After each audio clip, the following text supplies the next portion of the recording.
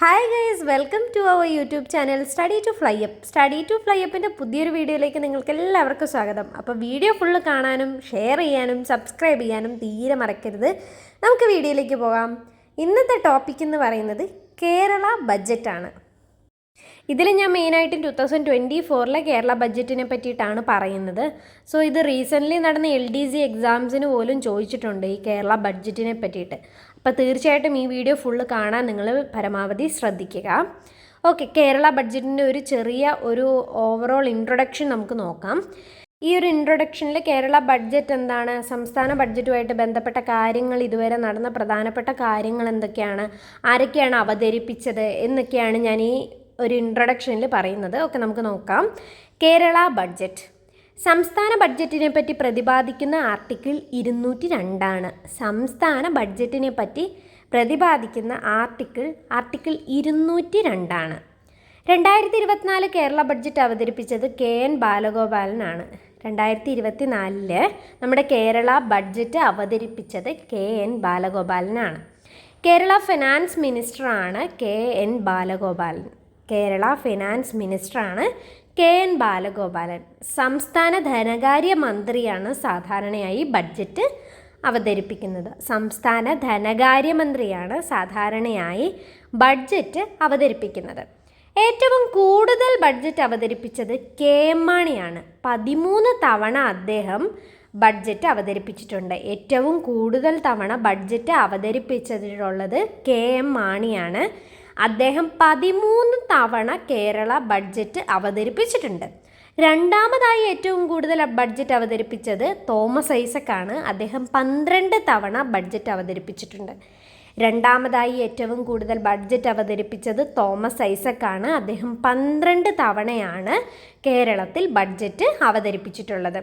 കേരളത്തിൽ ആദ്യമായി ബഡ്ജറ്റ് അവതരിപ്പിച്ചത് അച്യുത മേനോനാണ്. ആദ്യത്തെ ബഡ്ജറ്റ് കേരളത്തിൻ്റെ അവതരിപ്പിച്ചത് അച്യുത മേനോനാണ്. ഏറ്റവും ദൈർഘ്യമുള്ള ബഡ്ജറ്റ് അവതരിപ്പിച്ചത് തോമസ് ഐസക്കാണ്. ഏറ്റവും ദൈർഘ്യമുള്ള ബഡ്ജറ്റ് അവതരിപ്പിച്ചത് തോമസ് ഐസക്കാണ്. ഏറ്റവും ദൈർഘ്യം കുറഞ്ഞ ബഡ്ജറ്റ് അവതരിപ്പിച്ചത് EK നയനാരാണ്. ഏറ്റവും ദൈർഘ്യം കുറഞ്ഞ ബഡ്ജറ്റ് അവതരിപ്പിച്ചത് EK നയനാരാണ്.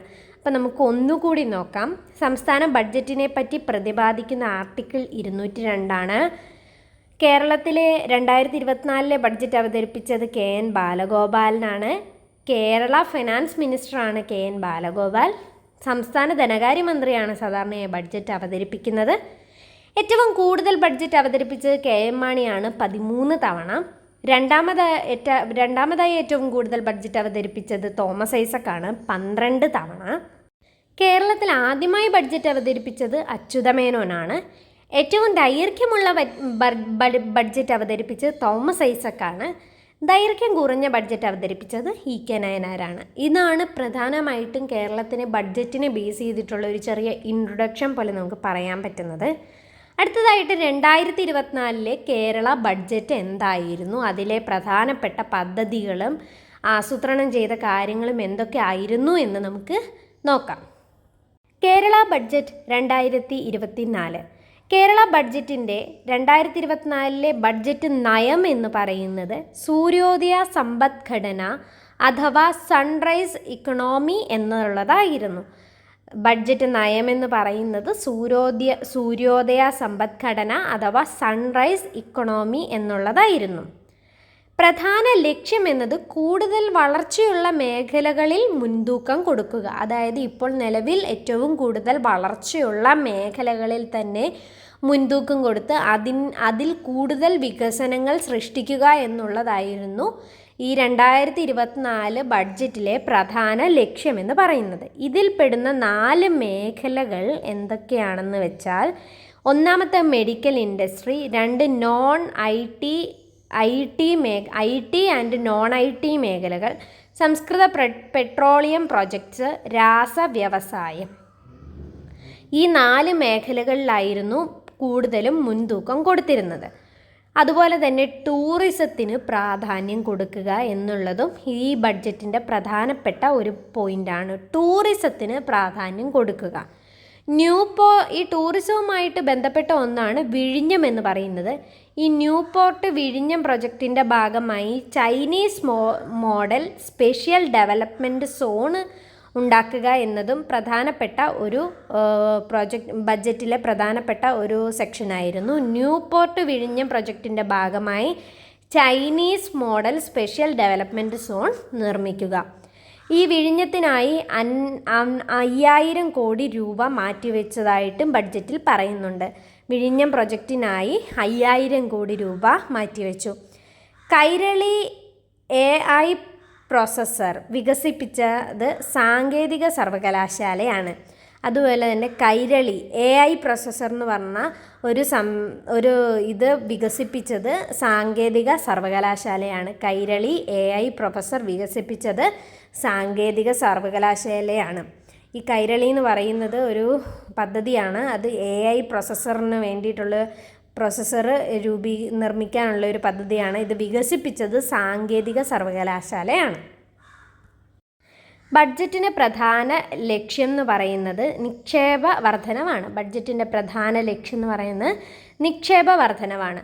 സ്വകാര്യ പങ്കാളിത്തത്തോടു കൂടിയ ടൂറിസം നിക്ഷേപ വർധനവ്. സ്വകാര്യ പങ്കാളിത്തത്തോടു കൂടിയ ടൂറിസം നിക്ഷേപ വർധനവുണ്ടാക്കിയെടുക്കുക. മറ്റൊരു പ്രധാനപ്പെട്ട പ്രൊജക്റ്റ് എന്ന് പറയുന്നത് കൊച്ചി പാലക്കാട് കണ്ണൂർ വ്യാവസായിക ഇടനാഴി. കൊച്ചി പാലക്കാട് കണ്ണൂർ വ്യാവസായിക ഇടനാഴി. അതുപോലെ തന്നെ മറ്റൊരു പ്രൊജക്റ്റാണ് കേര പ്രോജക്റ്റ്. ഇത് കാർഷിക മേഖലയുമായി ബന്ധപ്പെട്ടതാണ്. അതായത് കാലാവസ്ഥാ വ്യതിയാനത്തെ മറികടന്നുകൊണ്ട് കാർഷിക മേഖലയിലെ ഉയർച്ച, കാർഷിക മേഖലയിൽ ആധുനികവൽക്കരണം കൊണ്ടുവരിക എന്നിവയൊക്കെയായിരുന്നു ഈ കേര പ്രോജക്റ്റ് കൊണ്ട് ഉദ്ദേശിക്കുന്നത്. അതായത് കാലാവസ്ഥാ വ്യതിയാനത്തെ മറികടന്നുകൊണ്ട് കാർഷിക മേഖലയിൽ ഒരുപാട് മാറ്റങ്ങൾ കൊണ്ടുവരിക എന്ന ആശയത്തെ മുൻനിർത്തിക്കൊണ്ടാണ് കേര പ്രൊജക്റ്റ് എന്ന് പറയുന്ന ഒരു പദ്ധതി മുന്നോട്ട് വച്ചിരിക്കുന്നത് ഈ ബഡ്ജറ്റിലൂടെ. അതുപോലെ തന്നെ കാർബൺ ന്യൂട്രൽ അല്ലെങ്കിൽ സൗരോർജ്ജ കൊയ്ത്ത് എന്നിവയിലൂടെ കാലാവസ്ഥാ വ്യതിയാനത്തെ നിയന്ത്രിച്ചുകൊണ്ട് കാർഷിക മേഖലയിൽ പുത്തൻ ഉണർവ് കൊണ്ടുവരിക എന്നൊരാശയവും ഈ ബഡ്ജറ്റിലൂടെ മുന്നോട്ട് വെച്ചിട്ടുണ്ട്. ഈ കേര പദ്ധതിയുടെ ആരംഭം എന്ന് പറയുന്നത് ലോകബാങ്കിൻ്റെ സഹായത്തോടു കൂടിയാണ് കേര പദ്ധതി ഇംപ്ലിമെൻറ്റ് ചെയ്യാൻ സർക്കാർ ഉദ്ദേശിച്ചിട്ടുള്ളത്. അതുപോലെ തന്നെ മറ്റൊരു പദ്ധതിയാണ് കുടുംബശ്രീക്കാരെ ഉദ്ദേശിച്ചുകൊണ്ടുള്ള K-ലിഫ്റ്റ് പദ്ധതി. കുടുംബശ്രീക്കാരെ ഉദ്ദേശിച്ചുകൊണ്ടുള്ളതാണ്, സ്ത്രീകളുടെ ഉന്നമനത്തിന് വേണ്ടിയിട്ടുള്ളതാണ് K-ലിഫ്റ്റ് പദ്ധതി. ഈ കുടുംബശ്രീ വരുമാന സുസ്ഥിര വികസനം കൊണ്ടുവരിക എന്നുള്ളതാണ് K-ലിഫ്റ്റ് പദ്ധതിയുടെ പ്രധാനപ്പെട്ട ലക്ഷ്യം. കുടുംബശ്രീ വരുമാന സുസ്ഥിര വികസനം കൊണ്ടുവരിക. അതുപോലെ തന്നെ മറ്റൊരു പദ്ധതിയാണ് മാർഗദീപം പദ്ധതി. അതായത് pre metric scholarship four minority students. ഈ മൈനോറിറ്റി വിഭാഗത്തിൽപ്പെട്ട കുട്ടികൾക്കായുള്ള സ്കോളർഷിപ്പാണ് ഇതുകൊണ്ട് ഉദ്ദേശിക്കുന്നത്. 8ാം ക്ലാസ് വരെയുള്ള കുട്ടികൾക്ക് മാത്രമാണ് ഈ സ്കോളർഷിപ്പ് കിട്ടുന്നത്. ഈ ക്വസ്റ്റ്യൻ PSCക്ക് കഴിഞ്ഞ ദിവസം ചോദിച്ചിട്ടുണ്ട്. മാർഗദീപം പദ്ധതി pre metric scholarship four minority students അല്ലെങ്കിൽ അതായത് മൈനോറിറ്റി വിഭാഗത്തിൽപ്പെട്ട കുട്ടികൾക്കായുള്ള ഒരു സ്കോളർഷിപ്പാണ്. 8ാം ക്ലാസ് വരെയുള്ള കുട്ടികൾക്കാണ് ഇത് കിട്ടുന്നത്. അതുപോലെ തന്നെ മറ്റൊരു പദ്ധതിയാണ് school health and wellness programme. അതായത് കുട്ടികളുടെ ആരോഗ്യത്തെ സംരക്ഷിക്കുക എന്നതിനെ ആസ്പദമാക്കിയുള്ളതാണിത്. നല്ല ഒരു ആരോഗ്യം സൃഷ്ടിക്കുക അല്ലെങ്കിൽ നല്ലൊരു ആരോഗ്യം വാർത്തെടുക്കുക എന്നുള്ളതിനെ ആസ്പദമാക്കിയുള്ളതാണ് school health and wellness programme എന്ന് പറയുന്ന പദ്ധതി. അതുപോലെ തന്നെ വയോജന വിഭാഗത്തിൽപ്പെട്ടവരുടെ സംരക്ഷണത്തിനായുള്ള ഒരു പദ്ധതിയാണ് വയോജന എന്ന് പറയുന്ന ഒരു പദ്ധതി. അതായത് വൃദ്ധരുടെ സംരക്ഷണത്തിന് വേണ്ടിയിട്ടുള്ളതാണ് ഈ പദ്ധതി. വയോജന പ്രോഗ്രാമിൽ വയോജന വിഭാഗത്തിൽപ്പെട്ടവരുടെ സംരക്ഷണത്തിനായി റിട്ടയർമെൻറ്റ് ഹോംസ് കൊണ്ടുവരിക. റിട്ടയർമെൻറ്റ് ഹോംസ് എന്ന് പറയുന്ന ഒരു പദ്ധതിയും ഇതിലൂടെ കൊണ്ടുവരാൻ വേണ്ടിയിട്ട് ഈ ബഡ്ജറ്റിൽ പറയുന്നുണ്ട്. അതായത് ഇപ്പോൾ കൂടുതൽ ആൾക്കാരുടെയും മക്കളൊക്കെ വിദേശ രാജ്യങ്ങളിൽ ജീവിക്കുന്നത് കൊണ്ട് തന്നെ അവർക്ക് ഈ വൃദ്ധജനങ്ങൾക്ക് വേണ്ടിയിട്ടുള്ള സംരക്ഷണം ഉറപ്പാക്കുക എന്നതും ഈ ബഡ്ജറ്റിൽ പ്രധാനപ്പെട്ട ഒരു പോയിൻ്റായിട്ട് പറയുന്നതാണ്.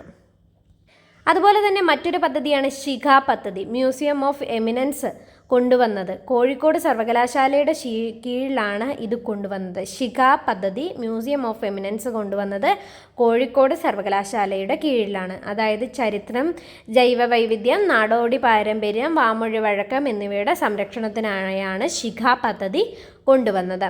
അതുപോലെ തന്നെ ആംനെസ്റ്റ് 2024 പദ്ധതി, ആംനെസ്റ്റ് 2024 പദ്ധതി നികുതി കുടിശ്ശിക തിരിച്ചടയ്ക്കുന്നതിന് വേണ്ടിയിട്ടുള്ള ഒരു പദ്ധതിയാണിത്. അതായത് പലരും നികുതിയൊന്നും കൊടുക്കാതെ ഉണ്ടാവും, അപ്പോൾ അത് തിരിച്ച് മേടിക്കാനും തിരിച്ചടയ്ക്കാനുമുള്ള ഒരു അവസരം നൽകുക എന്നുള്ളതിനെ ആസ്പദമാക്കിയുള്ളത് ഒരു പദ്ധതിയാണ് ആംനെസ്റ്റ് 2024 പദ്ധതി. അതുപോലെ തന്നെ മറ്റൊരു പദ്ധതിയാണ് എറണാകുളം ഒരു ജുഡീഷ്യൽ സിറ്റി ആക്കുന്ന പദ്ധതി. അതുപോലെ തന്നെ മറ്റൊരു പദ്ധതിയാണ് എറണാകുളം ഒരു ജുഡീഷ്യൽ സിറ്റി ആക്കുന്ന പദ്ധതി.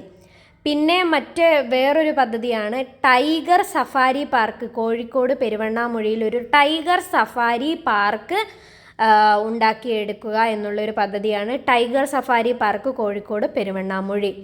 പിന്നെ KSUM കേരള സ്റ്റാർട്ടപ്പ് മിഷൻ പദ്ധതി, കേരള സ്റ്റാർട്ടപ്പ് മിഷൻ പദ്ധതി മറ്റൊരു പദ്ധതിയാണ് KSUM കേരള സ്റ്റാർട്ടപ്പ് മിഷൻ പദ്ധതി. പിന്നെ ഓപ്പറേഷൻ ബ്രേക്ക് ത്രൂ, അതായത് കൊച്ചിയിൽ വെള്ളപ്പൊക്കം വന്നു കഴിഞ്ഞ് കഴിഞ്ഞാൽ, ഫ്ലാഷ് ഫ്ലഡൊക്കെ വന്നു കഴിഞ്ഞ് കഴിഞ്ഞാൽ അത് ഓവർകം ചെയ്യാൻ വേണ്ടിയിട്ടുള്ള ഒരു പദ്ധതിയാണ് ഓപ്പറേഷൻ ബ്രേക്ക് ത്രൂ എന്ന് പറയുന്നത്. ഇത്രയും കാര്യങ്ങളാണ് കേരള ബഡ്ജറ്റിലുള്ളത്. ഇതിൽ കുറേ പദ്ധതികളെ പറ്റി പറയുന്നുണ്ട്. ഈ പദ്ധതികളെല്ലാം PSCക്കും UGCക്കും ബഡ്ജറ്റിൻ്റെ പ്രധാനപ്പെട്ട പോയിൻറ്റ്സൊക്കെ UGCക്കും ഒക്കെ ചോദിച്ച് കാണുന്നുണ്ട്. അപ്പോൾ നിങ്ങളെല്ലാവരും ഇത് പഠിക്കാൻ ശ്രമിക്കുക. ഈ വീഡിയോ ഫുള്ള് കാണാനും ഇത് ആർക്കെങ്കിലും ഉപകാരപ്രദമാവുമെന്ന് തോന്നിക്കഴിഞ്ഞ് കഴിഞ്ഞാൽ ഇത് ഷെയർ ചെയ്യാനും, അതുപോലെ തന്നെ വീഡിയോ കാണുന്നവരൊക്കെ സബ്സ്ക്രൈബ് ചെയ്യാനും നിങ്ങളുടെ സപ്പോർട്ട് ഞങ്ങൾക്ക് തരാനും ശ്രമിക്കുക. അപ്പോൾ ഇനി പുതിയൊരു വീഡിയോയുമായിട്ട് ഞങ്ങൾ നാളെ വരുന്നതാണ്. Okay, bye bye.